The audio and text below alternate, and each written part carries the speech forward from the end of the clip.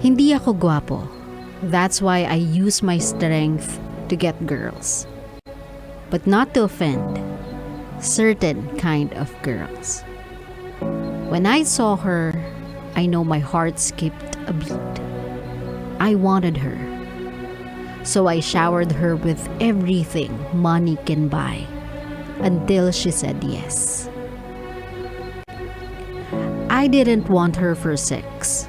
I really loved her. Meron siyang strong personality. She's smart, di siya boring kasama. And even if alam kong mas mahal ko siya kesa sa kung ano man yung nararamdaman niya para sa akin, I know that she cared for me. I wanted her to be my bride. But my family said no. They wanted to cut me off sa mana if I continued being with her. So ako, sabi ko, sure. But that was my mistake. Because she left me. I guess I wanted it to be true. I thought I was enough. It was a red flag simula pa lang. I just thought this time, it will end differently. Ako si Ricky, bought my way into love. I guess that's my red flag.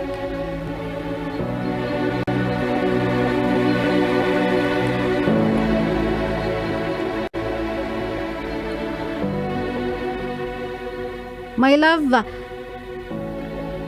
you know how it feels like when you wanted something so badly na even if alam mo na yung katotohanan, you're not just lying to yourself, you're lying to everyone around you. Bigyan kita ng example. Your family had been asking you for so long na ipakilala sa kanila yung partner mo. You are not from a well-off family. Sabihin na natin na medyo hirap tayo sa buhay. And then, yung parents mo, hindi katulad ng parents niya. But then again, alam mong genuine yung pagmamahal niya sa'yo.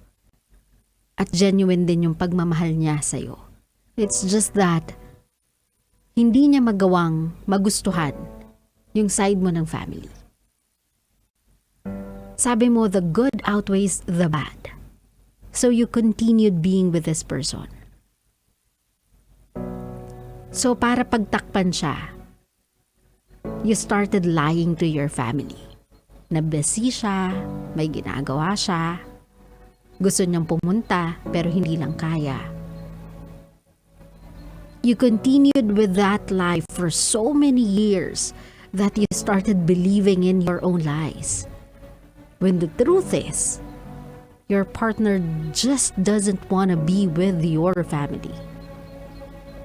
And even though it kills you, it eats you up inside, hindi mo siya magawang maamin.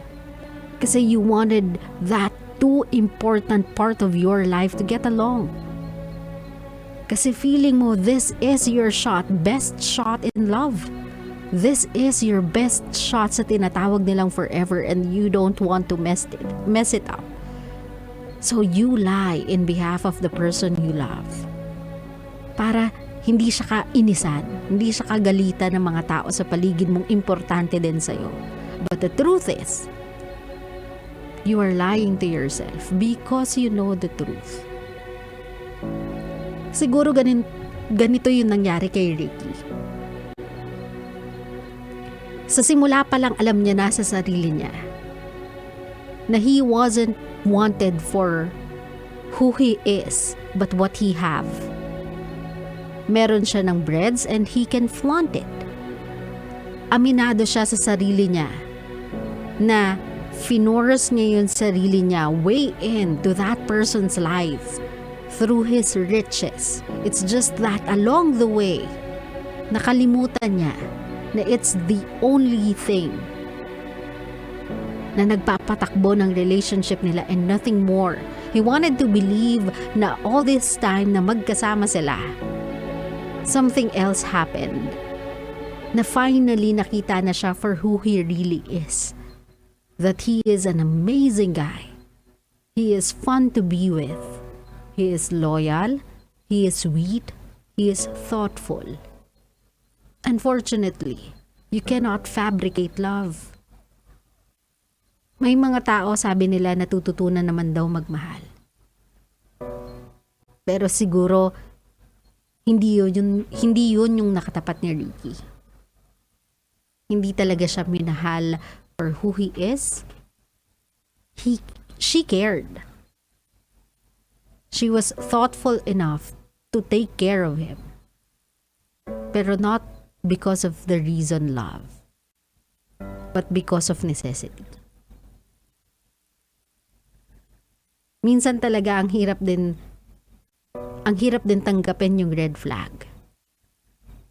Kasi it's a daunting reality na no matter how good you are, no matter how much you give, how much effort you put into a relationship, ikaw lang talaga yung mas. And no matter how much you want it to, the other person will never love you as much as you love them. Lalong-lalo na kung sinimulan nyo ng hindi tama yung relationship ninyo, katulad ng ginawa ni Ricky. And I just hope, one day, na Ricky, you'll find someone na hindi mo na kailangan i-flaunt kung anong meron ka. I'm sure there's someone out there looking at you and seeing you for who you are. You're just looking for the person to be with sa maling lugar at sa maling pagkakataon. Next time, instead of putting your best foot forward, try being exactly who you are. Because nowadays, if I'm not mistaken, mas na-appreciate na po ng tao yung authenticity. Yung taong wala nang paeklat sa katawan. Yung taong what you see is what you get.